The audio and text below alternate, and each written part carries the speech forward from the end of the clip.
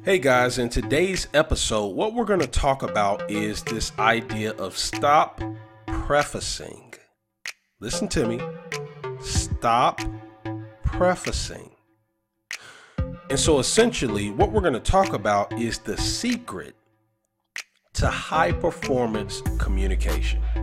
And again, all you have to do if you want to be a high performance communicator is stop prefacing. Let's talk about it. Welcome to another episode of Career Strategies. My name is Rodney Hughes, Mr. 100%. Today's episode is being brought to you by Interview Prep University. This is a free virtual training platform that is designed to help you prepare for your upcoming telephone, video, or face-to-face interview. If you would like to exponentially improve your job interview skills going into your upcoming interview, this is a must-have resource.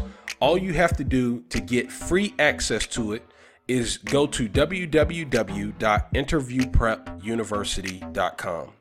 Again, that's www.interviewprepuniversity.com. It's 100% free. You don't have to subscribe to anything. Just go there and get immediate access, and you can thank me later. Again, www.interviewprepuniversity.com. Okay, so again, what we're talking about in today's episode is this idea of stop prefacing. So before I go into it, because essentially what I'm going to share with you are just 5 ideas that kind of just came to mind when I was thinking about this topic that I think could be of some tremendous help to you. But before I dive into that, let me give you a little context as to why I think this is a super important topic. So some of you may know that for well over a decade now, I have been making my living, through sales. And most of that time has been spent selling over a telephone. I have literally sold millions of dollars worth of business over a telephone to people that I do not know. And to many of these people, I've never met a day in my life. Okay. And one of the key things that kind of made me effective when it came to selling is this concept right here. You got to stop prefacing. See, the thing about when you sell over a telephone, first off, selling in and of itself is not really an easy task to do. It doesn't matter where you're selling. It doesn't matter if you're selling online. It doesn't matter if you're selling face to face. It doesn't matter where you're selling. Selling is a difficult skill to develop. But when it comes to selling over a telephone, when you're selling to people that you do not know,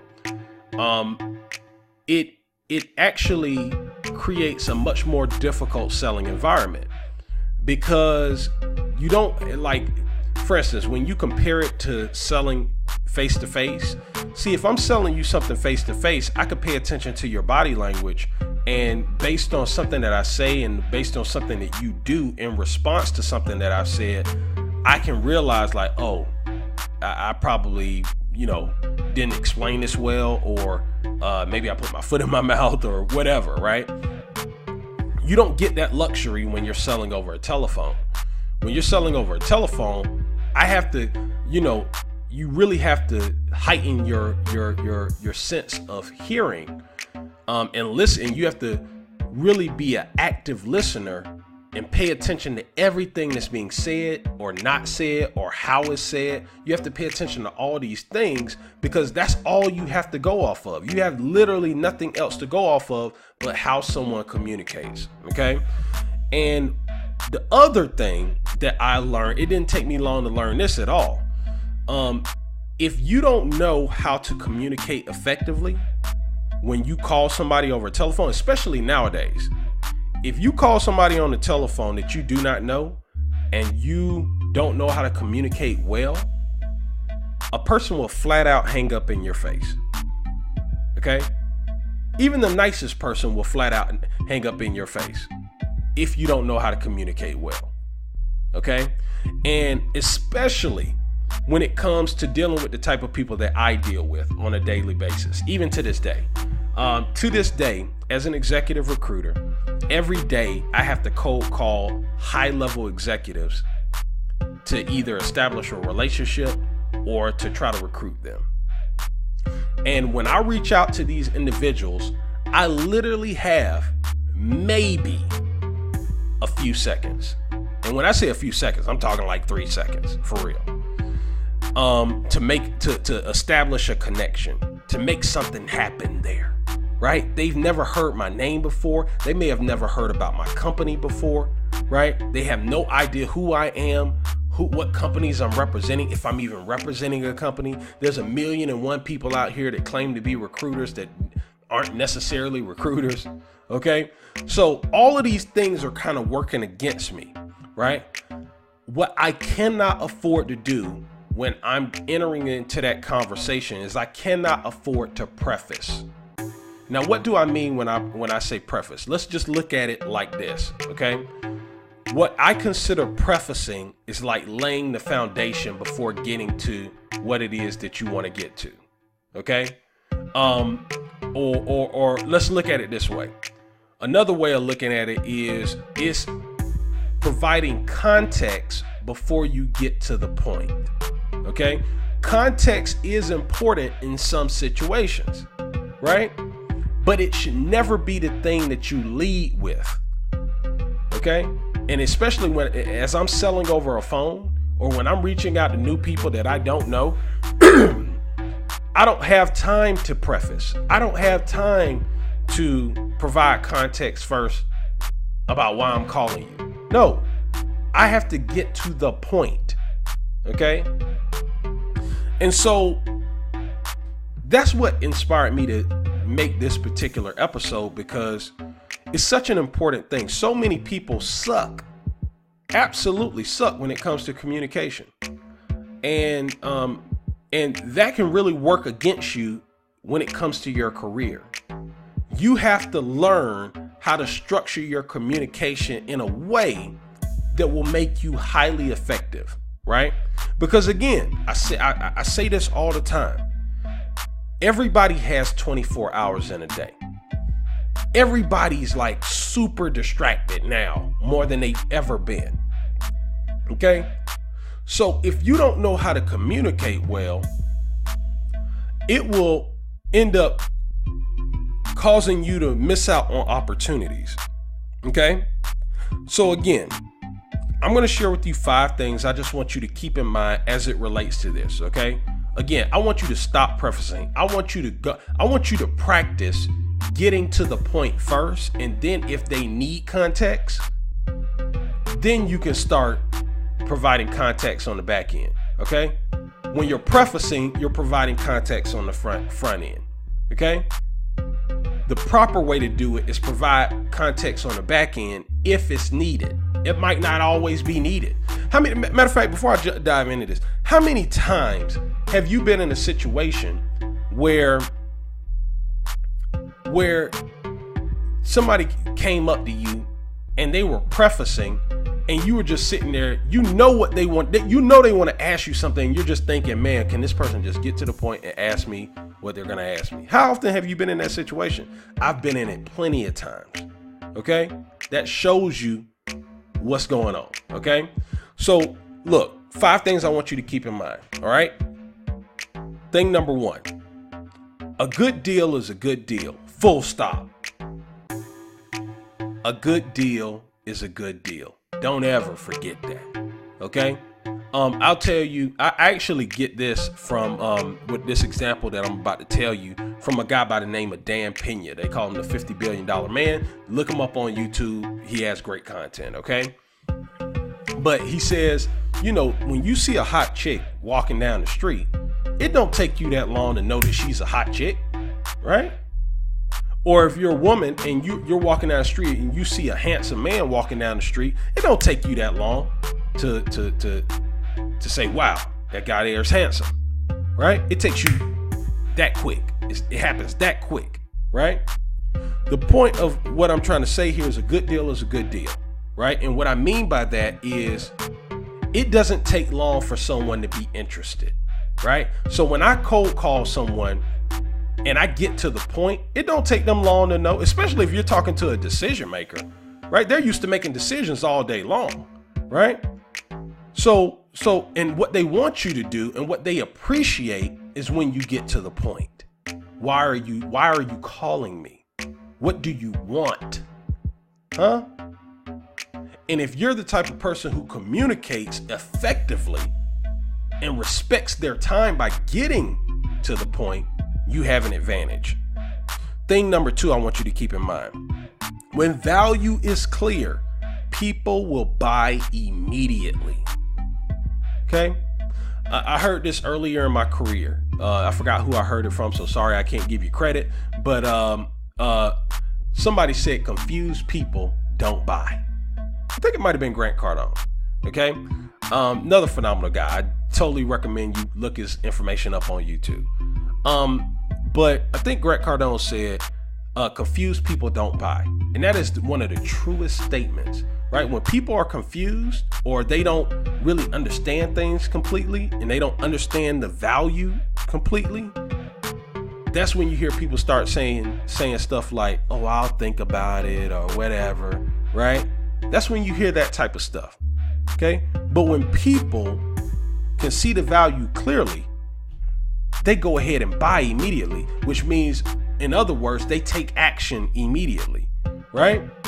But here's the problem. If you're prefacing, a lot of time, if you start with context, you're confusing them because they're wondering the whole time. They might not even be listening to you, right? Because they're too busy wanting you to get to the point of what you want, but you're prefacing, right? And they end up getting confused in your prefacing. Okay? Thing number 3 that I want you to keep in mind. Words paint pictures, both good and bad. Listen, people, less is more. Less is more. Okay, especially if it comes to when you're talking about your career, when you're talking about being able to influence others. Every word that comes out of your mouth creates a picture. So the more you talk, right, especially up front, without getting to the point first, the more distorted you make the picture. Could you imagine the Mona Lisa if there would have been like 10 extra strokes on it? It might have messed the entire picture up. Just a few extra strokes. So you got to learn how to choose your words carefully, right? And again, when you start off by prefacing, you end up going down a path where you might even get confused at the point you were trying to make. You understand? Thing number 4 I want you to think about. I want you to ask first, then provide context if needed. Let me drill into this again. Okay? This is the key. If you want to be an effective communicator, if you want to stop prefacing, you want to get to the point first or ask the question first and then provide context, right? That's like imagine this. I want you to just listen to how this would sound. So let's imagine that you and I work in the same office, okay? And let's imagine that I walk up to you, and I'm gonna give you 2 examples of how I walk up to you, and you just think about it. Which one do you like better? Here's the first one. Hey, do you like Mexican food? Because last night I actually I was dreaming about Mexican food, and I just had this one, like I was thinking about these black beans, or should I put pinto beans on it, or should I put rice on my tacos? Or I was thinking about all these things. Let me ask you, do you want to go to La Paria? Do you see how I did a whole bunch of prefacing? Now I'm exaggerating a little bit when I do this, but people do stuff very similar to what I just did. Now, let me approach you another way. Hey, do you want to go to La Paria? Sure. Cool. Listen, the reason I'm asking you is because I was just dreaming about like Mexican food last night, and I was like, man, I think I want to find a good Mexican restaurant, and I just found one.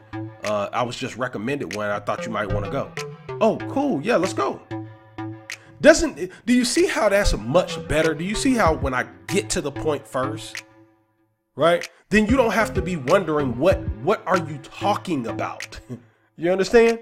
When I don't preface, right, then you're able to actually focus on anything else that I say. When I provide context, okay? Because I got to the point first. You understand? And the last thing that I want you to keep in mind is this, okay? Super big. And I think this is more so for if you ask a question, because a lot of times where I see people make this mistake that I'm about to share with you is when someone wants to ask a question. See, a lot of times people, if you pay attention, most people don't ever ask for what they really want in life. They just don't, okay? There may be certain instances where they do, but especially like in their career, there are plenty of people that I come across that want a raise or want, they want a promotion or whatever, but they'll never ask for it. They'll just never ask for it. And so, the thing that I want you to keep in mind, and so the people that will ask for it, sometimes they'll ask for it the wrong way. They'll ask for it by prefacing first, right? Like trying to almost build their value up first and then asking. And again, I want you to do it the opposite way.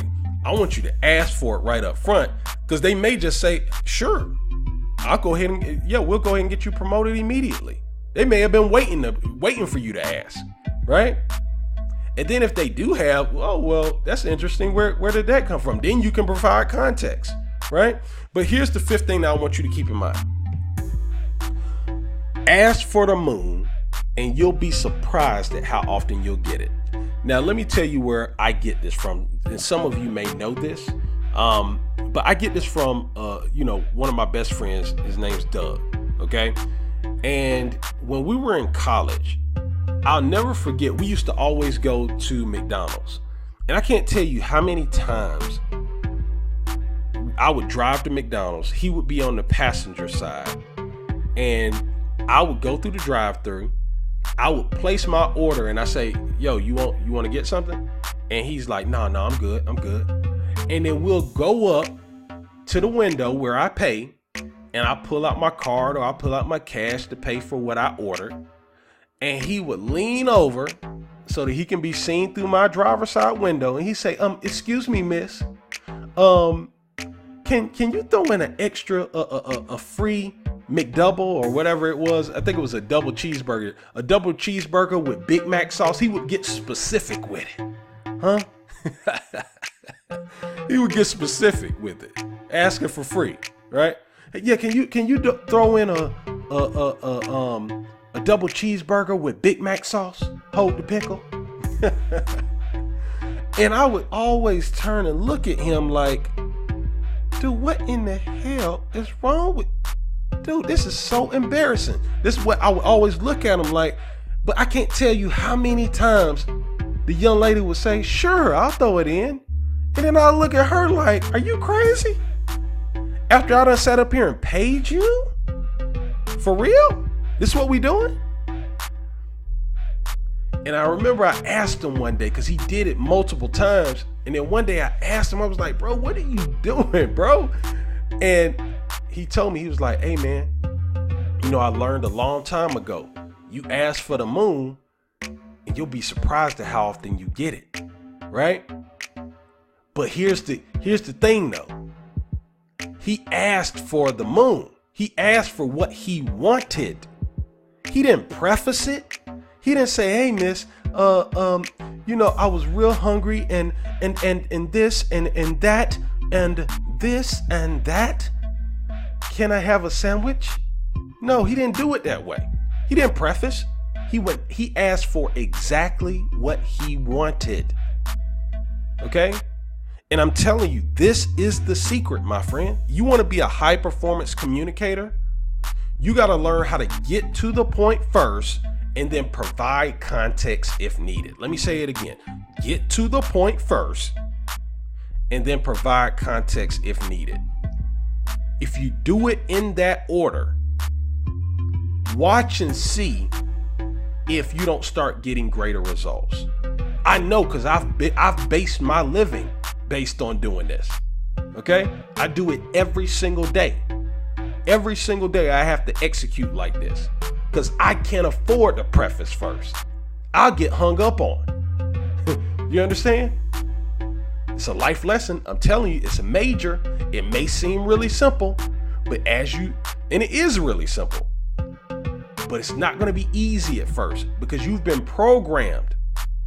Somehow or another, you've been programmed to preface in your life.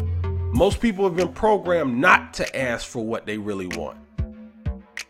But the few out here that do ask for what they really want and do get straight to the point right up front, these are typically high performers. Okay? It just is what it is. And that's based on a true story. Listen, hopefully you got great value out of this episode. If you haven't done so already, I'd like to ask you to purchase a copy of my book, The Ugly Truth About Getting Hired, How to Land the Job of Your Dreams Regardless of the Competition. The biggest challenge you're going to face in your career, hands down, is competition. Okay? Don't be fooled. Right here, right now, as we speak today, it is a tremendous amount of competition in the marketplace. But over the next 10, 20, 30 years, it's going to become absolutely outrageous. Okay? With the way that technology is advancing, the competition in the workforce is going to become absolutely outrageous. And this book is going to show you how to have an advantage in that environment. Okay? It's all about teaching you how to strategically and exponentially improve your job interview skills in a moral and ethical way. Okay, so that you can eliminate most of your competition in the job interview process. All right, go ahead and pick up a copy of it. You can pick it up at www.theuglytruthbook.com. Again, that's www.theuglytruthbook.com. Once you order your copy, you'll gain immediate access to a free downloadable version of this book, so that you can have immediate access to this extremely valuable content. All right. Again, go ahead and pick it up. www.theuglytruthbook.com. Listen, thanks so much for checking out this episode. Hopefully you got some great value out of it. If you did, make sure you like this episode and make sure that you share this with as many people as you possibly can. And, drop me a comment. I want to hear from you. Let me know what your favorite part was. All right. Take care.